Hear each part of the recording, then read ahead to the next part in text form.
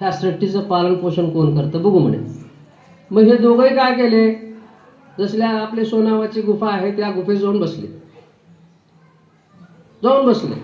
बघावं म्हटले की आपण ह्या सृष्टीचं पालन निर्मिती कोण करतं आणि पालन पोषण कोण करतं.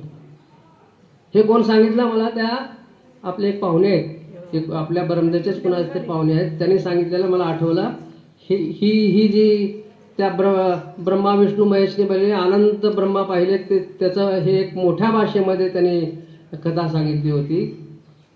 मग काय झालं, 8 दिवस गेले. मग 8 दिवस गेल्यानंतर मग बघावं म्हटले काय झालं, ह्या सृष्टीची निर्मिती झाली का ही सृष्टी पालन पोषण न करता मरून गेली. म्हणून ते बाहेर आले, सोनावाच्या डोंगराच्या गुफेतून बाहेर आले. बाहेर येऊन बघतो तर काय, सृष्टी आहे तशीच आहे, सर्व चालू आहे, कुठं काही नाही, कुठं काही बंद पडलं नाही, सगळे झाडं हिरवे आहे, सगळं चालू आहे. मग आणि त्याने काय पाहिलं, आपल्या वाटेने निलंग्याच्या साईडनं कासारसूच्या साईडला बरेच उंट चालले होते, पुष्कळ उंट होते. आणि त्या उंटावरती असे पोते लादलेले होते दोन्हीकडे, आणि ते पोते उंट चालले होते. आणि त्या उंटाबरोबर एक म्हातारा बाबा वयोवृद्ध पांढरे केस असलेला चालला होता. त्याला आश्चर्य वाटलं की बाबा हे काय आहे.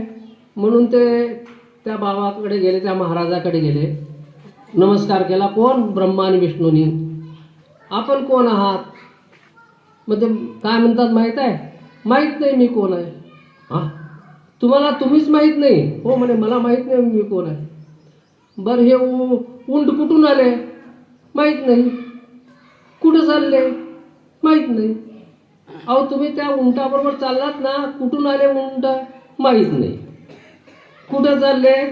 माहीत नाही. किती उंट आहेत? माहीत नाही. बरं म्हणे, मग ह्या उंटावर काय आहे?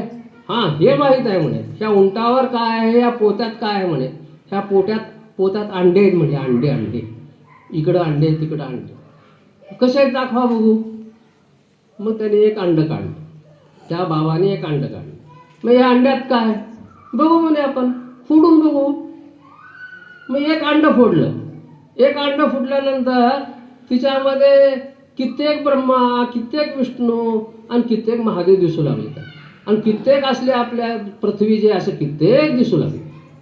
म्हणजे एका अंड्यामध्ये एवढे, आणि एका उंटावरती किती अंडे आहेत माहीत नाही, किती उंट आहेत माहीत नाही, कुठं चालले माहीत नाही.